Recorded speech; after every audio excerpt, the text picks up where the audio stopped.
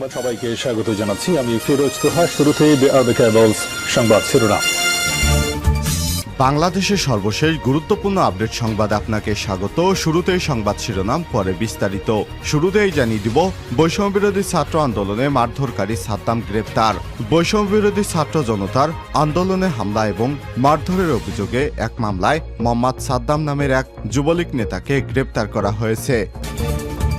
এরপর জানিয়ে দিব, আন্দোলনকারীকে পুলিশি নির্যাতন ও শিবিরে গুলি করে মেরে ফেলব। চট্টগ্রামে বৈষম্যবিরোধী ছাত্র আন্দোলন অংশ নেয়া এক কলেজ ছাত্রকে থানায় নির্যাতনের অভিযোগে 14 জন পুলিশ সদস্যের বিরুদ্ধে মামলা হয়েছে। গতকাল নির্যাতন এবং হেফাজতে মৃত্যু নিবারণ আইনে চট্টগ্রাম মহানগর দায়রা জজ মোহাম্মদ জাকির হোসেনের আদালতে মামলাটি করেন ভুক্তভোগী কলেজ ছাত্রের বড় ভাই নজরুল ইসলাম। এজাহারে বলা হয়েছে, ওই ছাত্রকে পুলিশ ধরে নেয়ার পর বলে ও শিবিরে গুলি করে মেরে ফেলব। জানিয়ে দিব, গোপালগঞ্জের সোহাগ একসঙ্গে 2 সরকারি চাকুরি করেন।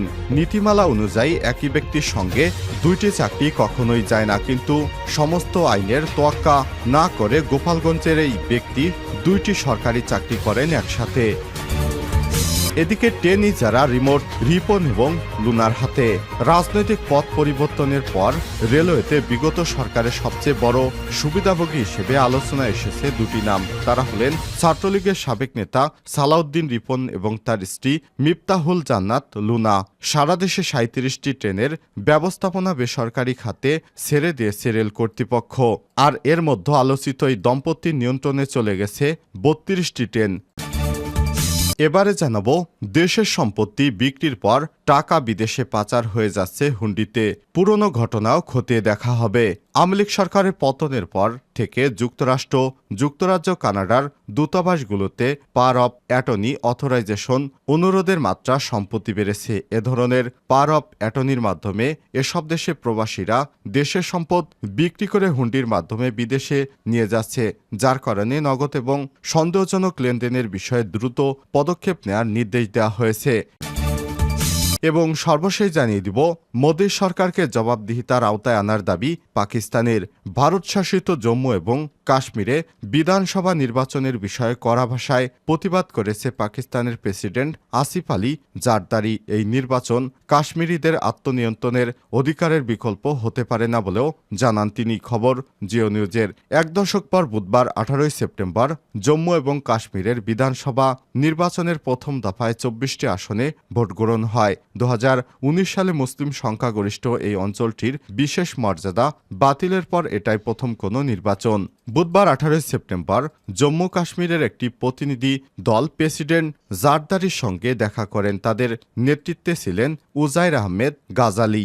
এই অঞ্চলে চলমান মানবাধিকার লঙ্ঘনের জন্য মোদী সরকারকে জবাবদিহিতার আওতায় আনতে আন্তর্জাতিক সম্প্রদায়ের প্রতি আহ্বানও জানান তিনি। প্রিয় দর্শক, এতক্ষণ শুনছিলেন সংবাদ শিরোনাম, এবারে বিস্তারিত। তবে তার আগে বন্ধুরা, অনুরোধ থাকবে এই সংবাদটিতে একটি লাইক দিন। এই চ্যানেলে আপনি নতুন হয়ে থাকলে আমাদের সংবাদটি দেখতে দেখতে চ্যানেলটি সাবস্ক্রাইব করে রাখুন।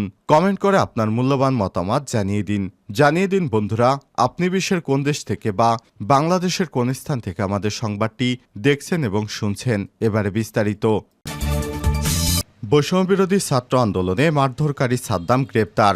বৈষম্যবিরোধী ছাত্র জনতার আন্দোলনে হামলা এবং মারধরের অভিযোগে মামলায় মোহাম্মদ সাদ্দাম নামে এক যুবলীগ নেতাকে গ্রেপ্তার করা হয়েছে। মঙ্গলবার 17 সেপ্টেম্বর চট্টগ্রামের সীতাকুণ্ডের ফৌজরহাট এলাকা থেকে তাকে গ্রেপ্তার করে র্যাব 7 চট্টগ্রামের সহকারী পরিচালক শরীফুল আলম বলেন, গোপন তথ্যের ভিত্তিতে যুবলীগ নেতা সাদ্দামকে গ্রেপ্তার করা হয়েছে। বৈষম্যবিরোধী ছাত্র আন্দোলনে অংশ নিয়ে হামলার শিকার হওয়া মোহাম্মদ ইব্রাহিম 19 নামে এক তরুণের দায়ের করা মামলার আসামি ছিলেন সাদ্দাম। গত 5 সেপ্টেম্বর ইব্রাহিম চট্টগ্রামের বাকলিয়া থানায় সাদ্দাম এবং তার সহযোগীদের আসামি করে মামলা করেন।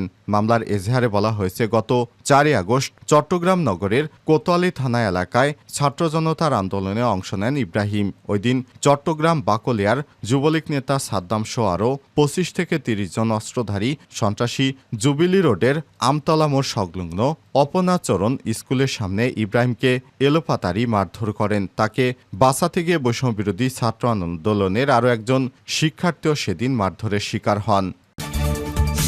আন্দোলনকারী ছাত্রকে পুলিশি নির্যাতন এবং শিবিরে গুলি করে মেরে ফেলব।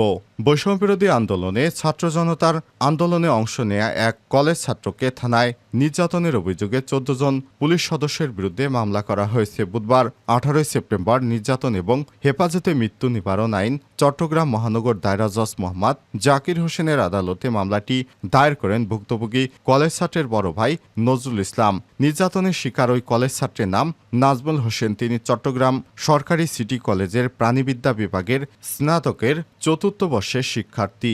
মামলার অভিযোগে বাদী উল্লেখ করেছেন, বৈষম্যবিরোধী ছাত্র জনতার আন্দোলনে যোগ দেওয়ার তার ভাই নাজমুলকে ধরে নিয়ে বাকলিয়া থানায় নির্যাতন করা হয়। নির্যাতনে তিনি আহত হওয়ার পর তাকে হাসপাতালে নেওয়ার আগে থানার ওসি দেহরক্ষী কনস্টেবল মোহাম্মদ ইলিয়াস গুলি করে মারার হুমকি দিয়ে বলেন, ও শিবির আন্দোলনে যোগ দিছে, ওরে মেডিকেলে নেয়ার আগে এখানেই গুলি করে মেরে ফেলবো।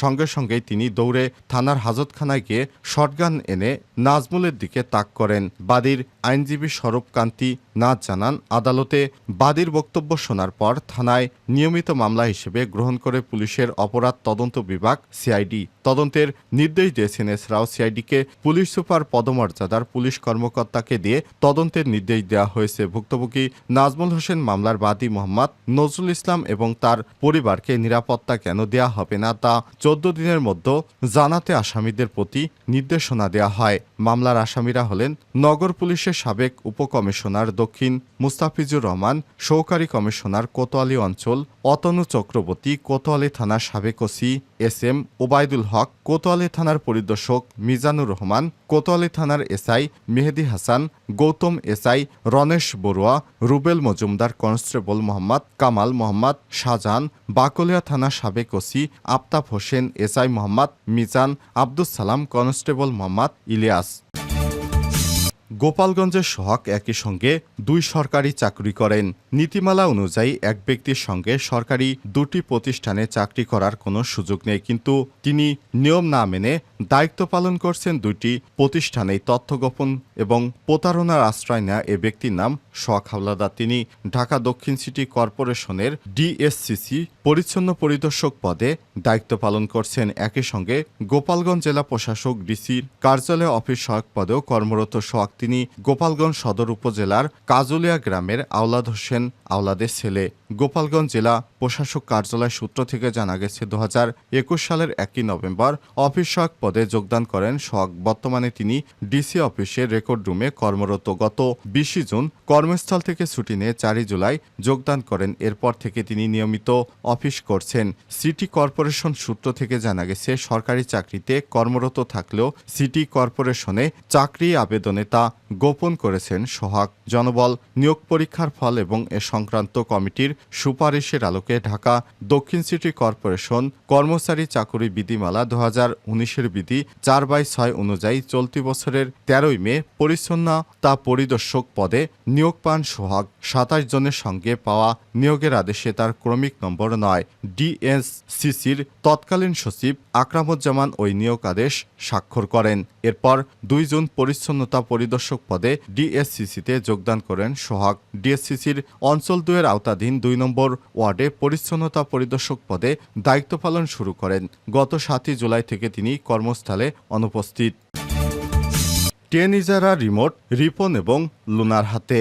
রাজনৈতিক পথ পরিবর্তনের পর রেলওয়েতে বিগত সরকারের সবচেয়ে বড় সুবিধাভোগী হিসেবে আলোচনায় এসেছে দুটি নাম। তারা হলেন ছাত্রলীগের সাবেক নেতা সালাউদ্দিন রিপন এবং তার স্ত্রী মিফতাহুল জান্নাত লুনা।